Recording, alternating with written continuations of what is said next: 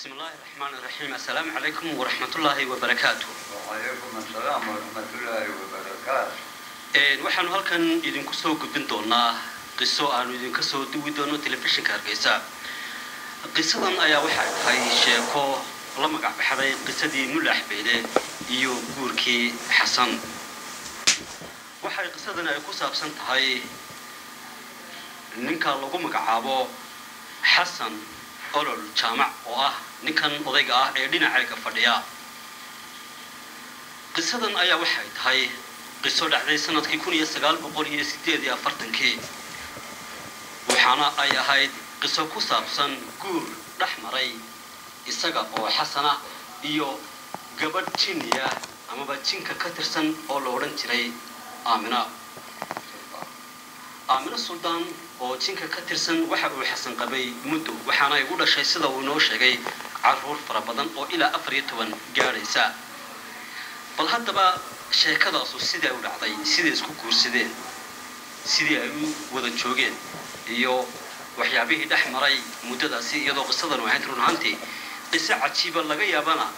inaad qaarkiin hore aad u maqasheen ayaa waxaanu bal halkan aan weydiinaynaa Xasan bal marka hore inuu nooga soo warramo taariikhdiisii nololeed halka uu ku dhashay sida uu soo barbaray ka bacdina sheekadani halkii ay ka abuurantay iyo sidii ay u dhacday inuu inoo guda galo maadaama aanu fursad u helnay Xasan inaan maanta ku marti qaadno stuudiyaha telefishinka Hargeysa TV. Xasan bal ku soo dhawow adigoo qisadii Mulax Beyle iyo gabadhii Jiniyada ahayd ee xaaskaaga mar noqotay nooga sheekeynaya. Axmedow markii hore waxaan ku soo barbaaray magaalada la yiraahdo Caarigaabo dhalinyaranimadaydi waxaan ahaa ninka balooniga iyo kubadda baayo afkeena xagga looga yaqaanayo raga footballka ciyaara iyo xeegaa la ciyaari jiray berigeeda xeegadana waan ciyaari jiray markii dambena waan ka dhoofay oo waan ka daajego abtigay oo xiis degan baan u tegey anuu abtigay xiis halkaasaan la joogay muddo markaan muddo la joogay baa inama waxay ka yimaadeen magaalada la yidhaahdo Berbera. Axmedow waxaan yidhi war xagee ka timaadeen Berbera maxaa ka shaqayn jirteen maraakiibta xoolaana dejisa xoolaana qaada oo xagee la maraa ama dooyaha la raacaa baa la yidhi ama xeebtaasaa ku geynaysa haddii aad raacdo abtigay baan u idhi war mashaashinka abtiga unbaad ku agaboobaysaa maad meesha ka shaqa tagsid baan idhi waan iscanaantay markii aan abtigay u tegay baa ilaabti waxaan doonayaa inaan Berbera qabto abtigay wuxuu igu yidhi waan dooyaha ku saareen dooyaha yimaadeena sug waxaan abti safaraan raacaya oo berigaa baabuuradu ma badnayn oo dhif bay ahaayeen baabuurtu markaasuu yidhi safaraan raacaysaa haa dukaan buu igeeyey laba go iyo laba shaad iyo garan iyo waxaa markuu iga iibsay buukiisna wuxuu ku tolay bariis iyo timir iyo sonkor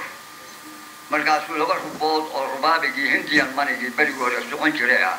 buu sarif ka dhigay markaasuu safarada markaad raacdo oo ay xoolaha maartay qashaan oo la iibsado ku darso caana markaad aragto ku iibso dee waa ku kaa waayahay baan idho markaasaan habeenkii alaabtaydii isku duubtay waan barkaday abtigay baan la seexday xariiskii aanu seexan jiray waa xiis salaada arooriyo markaan eedaankii maqlay baan leeyaan abtigaa ku odhan inaan safarada la sii ballamo ilayni safarka raacaya maahiya waa keligay baan cagaa wax ka diyey intaan albaabkii aad yar iska furay baan xeebta qaaday xeebta waxaan ordo marna biyo buurta xaggeeda ka yimaado oo bixin la yidhaahdo oo reer buureedkoo dhammi bixin bay yidhahdaan biyaha soo gala badda baan ku leexdaa oo waa ka cabbaa marna orodkaan isdhigaa markaa ninka laba Caarigaabo dhalinyarada labada lugood oo ka ordo ugu dheereeyaan ahaan jiray markaasaan halkaa waxaanu kula kulmay goor maqrib ku dhawaada gabadh badda dabaalanaysa gabadhii baan waxaan is idhi haddaba badda la ciyaar ina yaroo 15 jiro markaa kacay baan ahay war gabadha meel cabaa iskala dabaalatid oo la ciyaartid dharkeedii oo dibadda yaalna ana dharkaydii ag dhigtay alaabtaydii oo dhan baan dhigay nin magaaladaasaan dabaasha ku bartay oo timadheer oo cad baan lahaa oo baa intaan quusay baan halkaa labadeeda lugood dhexdeeda intaan ka soo baxay baan timi biyaha ku siiyey shax waa maagayaa markaasay tii waryaa baddaa ku dabaalootay iga dur maxaa loosta iga soo gelaysaa markaasaan intaan wada dabaalano markaasay tii war kula dabaalan maayo badda geestaada ka dabaalo waan quusay shaan baan qaaday oo biyi baan intaa wax kaga siiyey waan kululeynayaa meesha dagaal intii dhex maraan leeyahay iyadoo aan dhaqdhaqaaqin oo kicin baa markaan biyi ka soo dhex baxay bay igu celisay markaan cantuugay bay iga sii daysay markaasaan isku soo qaaday markaasay ma dhaqdhaqaaqina halkeedii misna iga quusisay markaan misna mar cantuugay bay iga sii daysay markaasaan tashaday markaasaan waryaha tan badda kaga adkaan maysidee banaanka ku sug banaankii baan u soo baxay guntigaan diisha iskaga dhigay markaasaan guntiga gaabsaday oo labada loogu dhaafiyey oo bud weyn oo aan sitado madheera baan sii qabsaday oo kii kale dhexda go-ay kale ku martay anigoo diyaaro xeebtii fadhiya ba iyadoo aynan ahayn duqsi nina ay aan kala jeclayn ba iyadoo sima dheer bay lahay loo badda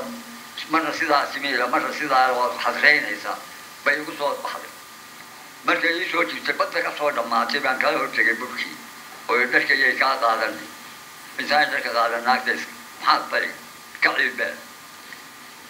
budkii aan sidaa u taagay oo maxaad badda igu baktiinaysay markaasay tii ma iminkaan kaaga reynaya budkii aan sidaa u taagay gooray i qaaday iyo gooray i ligatay iyo midna garan maaye waxaan arkay anigoo jiifo labadayda gacmoodna ay ku qabatay gacanna xunaa iga saartay markaasay tii waryaa ma iska tegaysaa mise gacan iyo kan madow baan ku kala siibaa markaasaan anigu isla hadlay caloosha ka hadlay waxaan idhi wareede dadku hadduu islaayo waa duu isku xiiqi jiray goormay ku legatay qofta dumari xasano markaad halkaa marayso balan kaa yara dhex gale ma af soomaali bay kugula hadlaysay sideetay gabadha u ahaa midabkeeda iyo jooggeeda iyo balqaabka dhismaheeda nooga warramsay waakeed qaabkeeda iyo quruxdeeda iyo mid walba soomaali aan inta aan maray haddeer aan anigu soomaaliya dhex marayay horta quruxda iyo lafta iyo sida ilaahay u khalqay anigu weli gabadh sallowda mid dhib baan arkaa laakiin naag la qurux ahayd ama la tim ahayd ama la kub ahayd ama la bari ahayd ama la dhex ahayd midna ma jirin gabayga aan ku marka dambe u turin doonaa baadna ku garan doontaa quruxdeeda af soomaaligana sida aynu u hadlaynaa bay ugu hadlaan afgooliyana iyagu waa leeyihiin oo aanan baran oo la yidhaahdo sida aan isagana kuu sheegi doono markay ku wada hadleen dadkii jigka ahaa haddaba halkaa markaan marayo maayna waa tegayaa iska sii kaynta way sii daysay waan dhaqaaqay markaan ka socday alla ilaaha adigu midhaa 200 tallaabo baan soo eegay mise kaani milabiskii bay dhammaysato waa labisatay jeesadkaan sidaa u jeesay sidaa adii dhinac fadhido axmedow bay dhinac taagan tahay markaasaan iska socday anigu nin dudayaa markaasay garabkaa igu dhigtay axmedow oo tiri inaadeer xaggee ku socotaa nin cadhaysan baan gacanteedii baan iska tuuray axmedow markaan iska tuuray bay horqabataysay way isu kay gudubtay waxaa tii war ma nacas baa tahay dadku waana isdilaa waana ishiiyaaye xaggee ku socotaa waydiiba maslaxaad gashay waa qof aabbaheedaana midhaataaka ku yidhi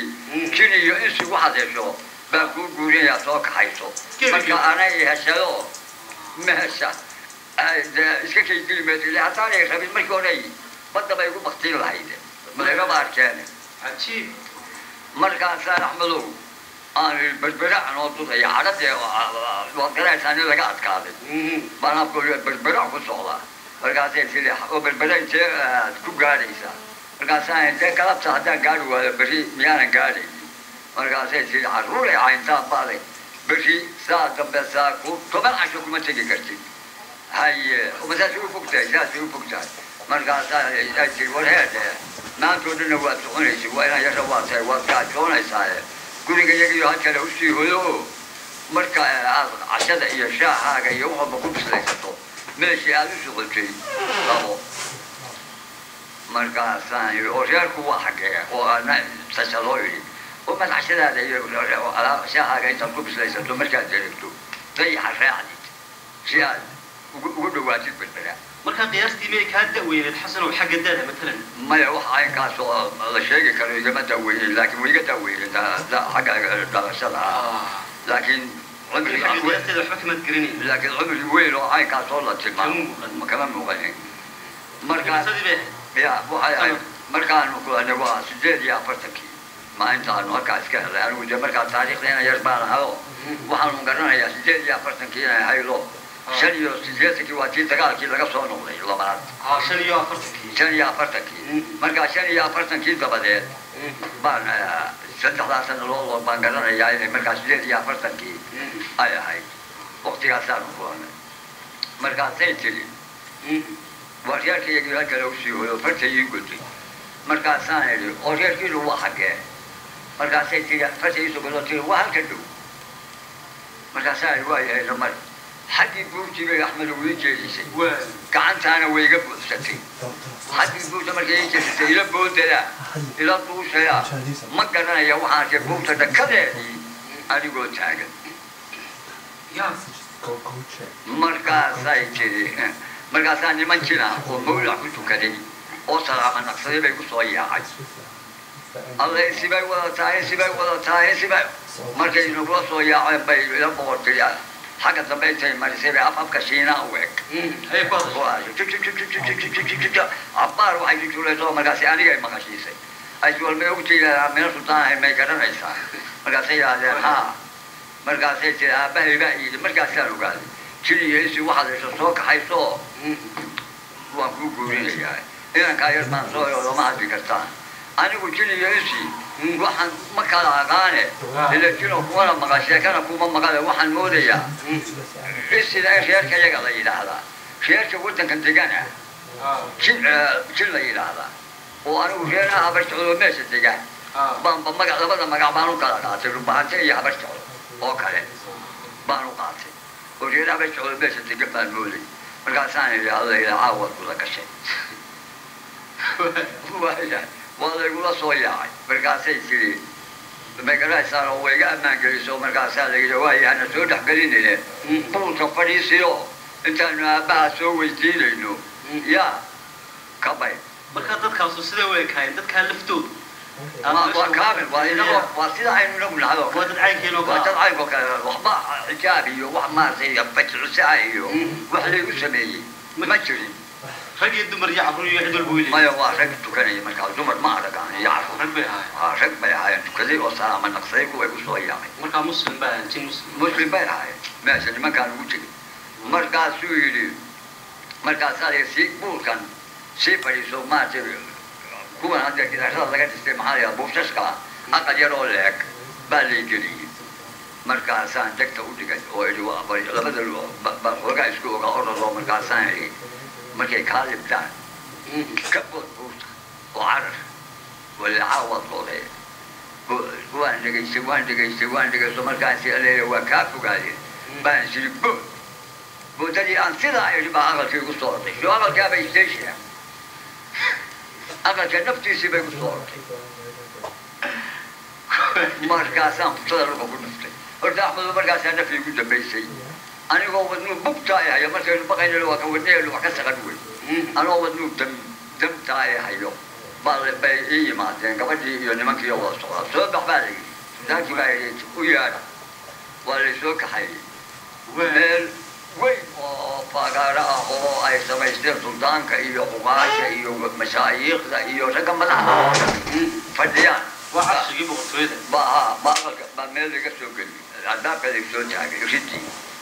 مركزان السلام عليكم عليكم السلام هيا مركزان صوصو سلطان كي هو كم قرطة فدية سلام